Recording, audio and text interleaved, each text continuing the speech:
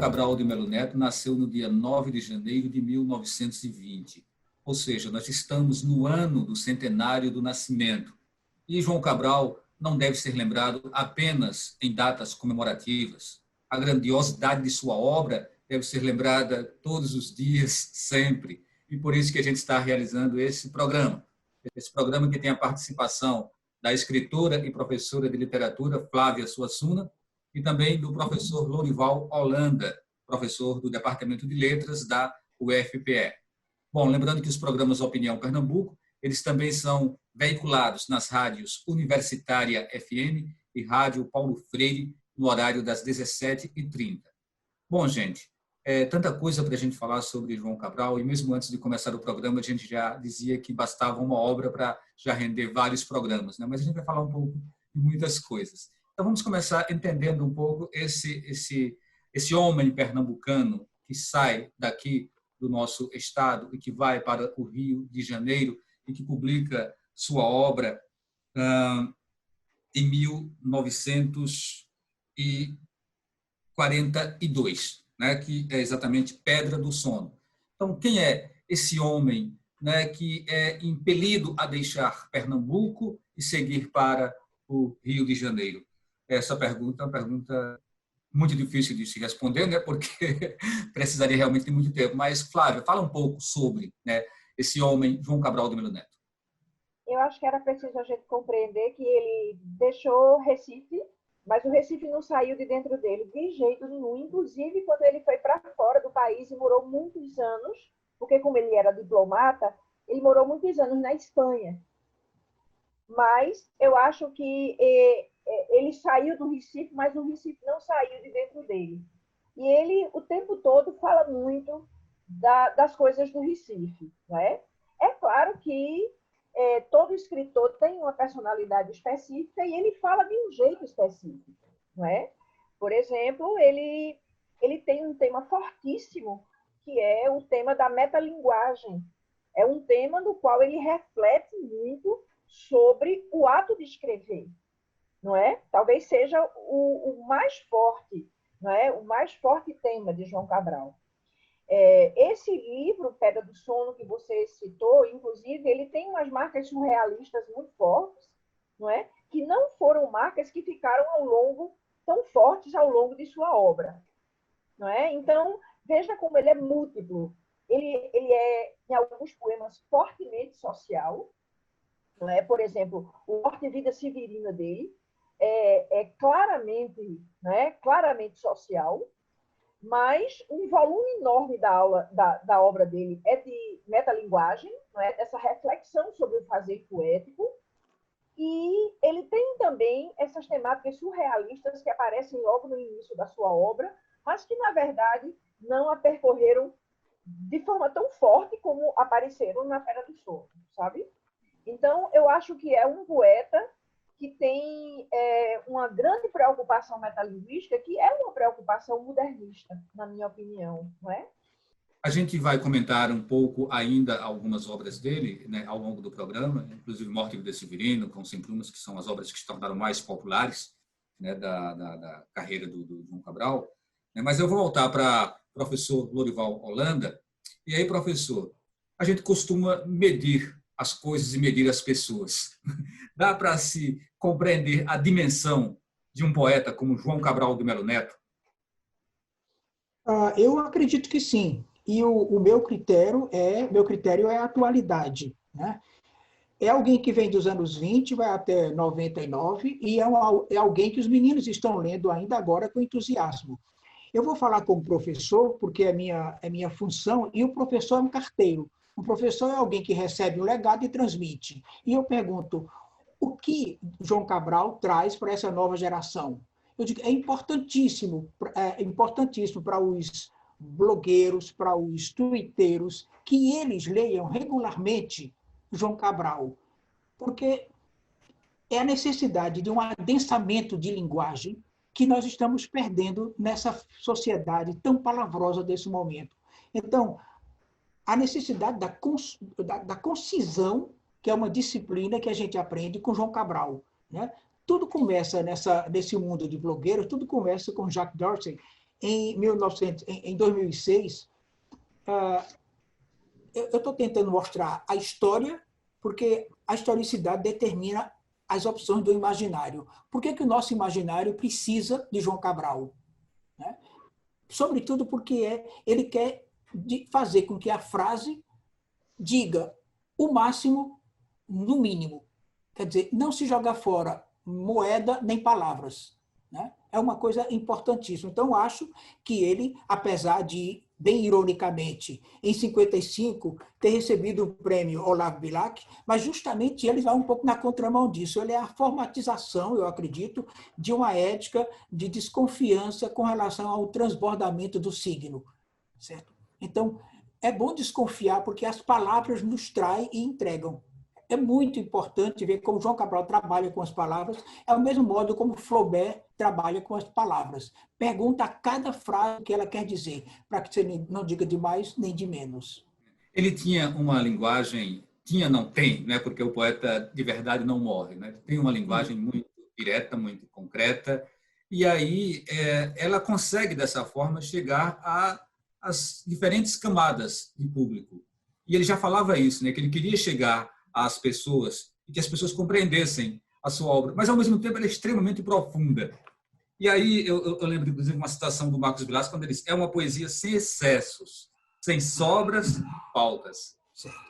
Flávia Suassuna, queria mais um pouco do teu comentário sobre isso, né? Sobre essa precisão da palavra de João Cabral. Ele tem um poema muito bonito, na minha opinião, não é? Veja, eu sou uma pessoa que eu consigo achar coisas bonitas, apesar de fazer super diferente, não é? Eu acho que há duas grandes linhas de escritores. Um escritor como João Cabral, que é de uma concisão, não é? É uma poesia contida. Ele dizia uma coisa que eu acho ótima, não é? Como ele era consciente do ato de escrever dele, né? Ele diz assim: eu queria fazer uma poesia como uma faca só lâmina, não é? O que era que ele queria dizer isso? Era uma poesia reduzida a seu mínimo, porque o cabo da faca não é a faca, é algo que ajuda a gente a usar a faca sem se cortar, não é verdade? Então, é bonita a frase, né? Uma faca só lâmina, né? Então, ele tem essa consciência muito forte de como ele escreve e de como ele busca as coisas, né? É uma linguagem muito contida, tá certo? E ele diz assim: catar feijão se limita com escrever. Veja a palavra que ele usa, limita, não é? Então, joga-se os grãos na água do alguidar e as palavras na folha de papel. E depois joga-se fora o que boiar. Jogar fora o leve, o oco, a palha e o eco. Vê que coisa engraçada, não é? Quer dizer, é como se a inspiração dele viesse, né, com muitas palavras, e aí ele fosse cortando, não é? Aquele feijão que não é bom boia, não é? Então, aquela coisa, o eco, o leve, a palha deve ir para fora, na opinião dele. E ele fica com essa palavra, que é uma palavra bem substantiva, bem essencial, né? Agora, isso não significa... Eu acho isso lindo. Isso não significa que eu não saiba também admirar os escritores que são diferentes dele, como... Eu posso até dizer Ariano, talvez, Ariano Suassuna, não é? Ou como João Para e Rosa, que são, não é? Escrevem com muitas palavras, adjetivam muito, usam muitos advérbios, né? Coisa que João Cabral praticamente não faz. Está entendendo? Então, eu acho que são duas linhas, e eu acho que João Cabral é uma espécie de mestre nessa linha concisa, sabe? Nessa linha contida e sem excesso, que é muito bonita também. Professor Lourival Holanda, no próximo bloco a gente fala sobre os dois destaques aí, né? Sobre O Cão Sem Plumas e Morte e Vida Severina. Há várias outras obras de João Cabral que não conseguiram ter a mesma repercussão, que acabaram não tendo uma visibilidade midiática porque não foram transformadas em filmes, né, ou em teatro, né? E aí gostaria que o senhor fizesse um resumo, né, de obras que o senhor acha que poderiam ter um lugar para o público, na mesma forma como tiveram esses outros que ganharam as plateias porque caíram no encantamento de alguns mediadores que acharam que deveriam colocá-la no cinema, na televisão, no teatro. Eu tenho a impressão que o poeta mediano, ele contenta seu público. Mas quando o poeta é muito grande, ele vai agredir seu público, ele choca seu público, porque ele vai criar uma dimensão nova de abertura, de leitura, de possibilidade de poesia junto a esse público. Então, Morte e Vida Severina, que João Cabral sempre dizia, não gostava muito, é porque ele é mais ou menos um texto consensual. É um texto que satisfaz a nossa nordestinidade, satisfaz nossas imagens, então é um texto que satisfaz.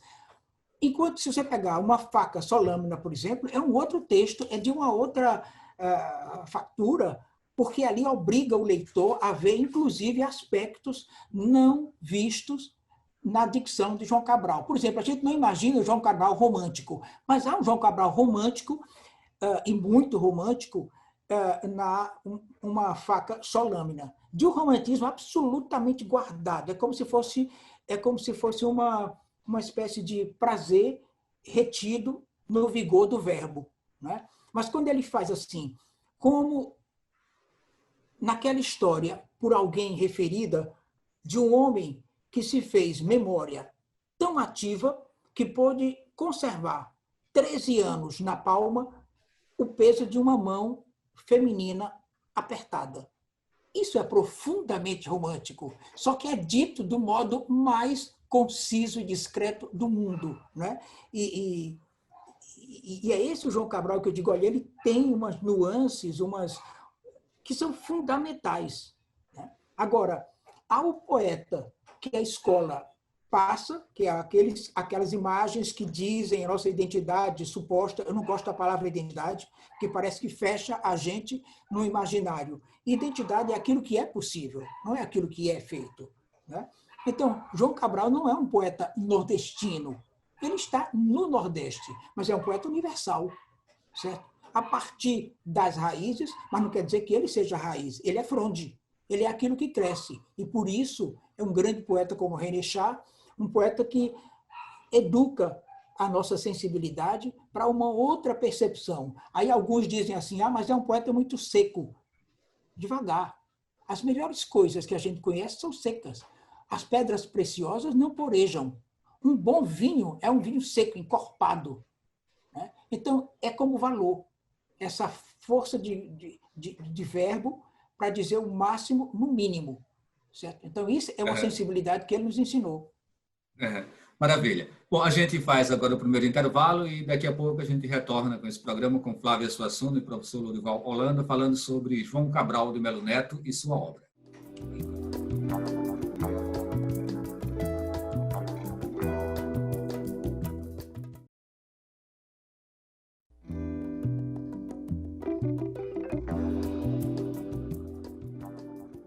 Estamos voltando com o programa Opinião Pernambuco, no segundo bloco, falando sobre João Cabral de Melo Neto, sua obra, sua história, nesse ano do centenário. E temos como convidado o professor Lorival Holanda, que é do Departamento de Letras da UFPE, e a professora de Literatura e escritora Flávia Suassuna. Bom, a cidade é passada pelo rio como uma rua é passada por um cachorro, uma fruta por uma espada. Aquele rio sabia dos caranguejos, de lodo e ferrugem. Sabia da lama como de uma mucosa. Devia saber dos povos. Sabia seguramente da mulher febril que habita as ostras. Aquele rio, Flávia Suassuna, é o rio de hoje. O ambientalista era um visionário. Naquele tempo, João Cabral já falava de um Capibaribe que tinha as mesmas mazelas, os mesmos problemas que a gente vivencia nos dias atuais? Eu acho que a gente piorou a situação, né? Esse rio não é mais um rio, é um cão. E não tem, como ele disse, os enfeites de um rio. Não tem uma plantinha, não tem o brilho da água, não tem a transparência da água, a gente não pode mergulhar. Então, ele é um rio sem enfeite, né? Daí ele falar desse rio com essa linguagem sem enfeite, sem adjetivos, sem locuções adjetivas, sem advérbios, não é? Então, essa linguagem contida dele se casa perfeitamente com esse tema, que há uma espécie de casamento entre o tema, que é um rio que deixou de ser rio e que não tem enfeite, com a linguagem que não tem enfeite e que está falando disso, não é? Então, veja, o que é que ele fala nesse livro? Ele fala de uma população que fica à margem do rio, não é? Você fica sem saber se aquela pessoa é um homem ou é lama, não é? Então, são imagens, como o professor disse, ele é formidável, não é? Como o professor Lorival disse, são imagens inusitadas. São metáforas que se renovam na obra de João Cabral, não é? Quer dizer, é por isso que a obra dele é tão moderna, não é? Porque é como se ele conseguisse, com essa linguagem dele tão especial e com esse olhar tão novo sobre a realidade né, humana, aí a gente tem o quê? A gente tem uma espécie de desvelamento de uma coisa que a gente não tinha percebido. Então, eu não sei se você viu o espetáculo, uma coisa belíssima de uma bailarina chamada Débora Coker, que fez o Cão Sem Pluma, que ficou belíssimo, né? Mas é um belo que você tem que quebrar a noção de belo que você tem da tradição para poder você conseguir compreender aquilo como belo, não é? Então, realmente, é um grande poeta, mas é um poeta moderno, porque ele faz uma espécie de renovação metafórica que tem a ver com a renovação de significados que ele vê, né? São novos significados que ele desvenda. Muito interessante.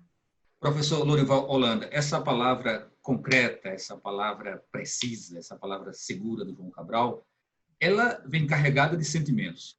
Inclusive, o próprio rio Capibaribe, da forma como ele é narrado, ele é um rio que tem sentimentos, é um rio que fala, que sente, né? E aí, em várias partes, e chega no momento que ele coloca, né, como sendo o discurso do Capibaribe, fábulas do Capibaribe e a paisagem do Capibaribe. Gostaria que falasse um pouco sobre essa construção narrativa, a forma como João Cabral vai montando essas partes para poder conseguir, dessa forma tão clara e tão rica, dar o seu recado. Uhum. Eu acho que, antes de mais nada, não é por acaso que ele pega a imagem do engenheiro, né? O engenheiro pensa o mundo justo. Eu gosto disso, um verso muito bom. É uma espécie de desiderato, é uma espécie de desejo de que a poesia chegue a isso também, a pensar o mundo justo, né? Então, é o mundo que nenhum véu encobre. Quer dizer, já há, isso aqui é de 45, já há desde cedo nele essa vontade, não só de concisão, mas de tirar tudo que é excesso, porque, de fato, ele é um artesão, certo? É um artesão. Por isso, ele eleva a poesia a um nível maior, um nível de exigência, né? Porque a nossa poesia, até antes dele, era uma poesia muito chorosa, certo? E a poesia dele é naquele sentido de que se chama cosa mentale, que é como Valéry via as obras de Leonardo da Vinci, que é coisa pensada, cosa mentale. E então ele é um pouco isso, é um pouco esse rigor de artífice, né? que faz o concreto, que ele chama essa carnadura do concreto. Ele está falando do mundo, porque estamos e movemos o mundo. Então, essa economia desse adensamento compacto do verso, que isso é para mim, é o maior legado que ele traz. Eu sempre digo isso para a nova geração, é o maior legado que ele traz para a gente. Um rigor que é mais ou menos uma espécie de precisão clínica aplicada ao verso, certo? Quer dizer, faz uma lipoaspiração, tira tudo que é excessivo, deixa o verso puro músculo, certo? Pronto. Isso impacta. Então, é nesse sentido. Aliás, em 45, esse livro, Engenheiro, foi custeado por Augusto Frederico Schmidt. Ora, Schmidt gostou exatamente dessa concisão, dessa quase rudeza do verso dele. Mas foi esse mesmo Schmidt que descobriu um tal de Graciliano naqueles mesmos anos, certo? Então, ele descobriu os textos de Graciliano ao mesmo tempo que descobriu os textos de João Cabral, não por acaso. Quer dizer, eles traziam uma renovação na poesia nacional. Agora, essa poesia, ela e é uma coisa que às vezes se negligencia muito, ela é sentimento, o rio é sentimento. Não há poesia que não parta do sentimento.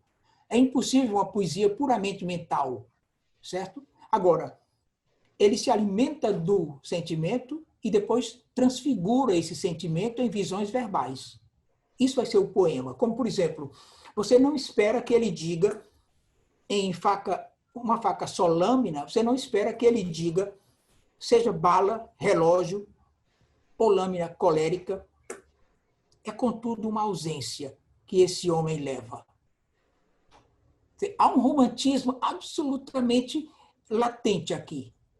Né? A coisa mais concreta pode ser bala, pode ser relógio, pode ser lâmina colérica, mas, contudo, é uma ausência o que esse homem leva.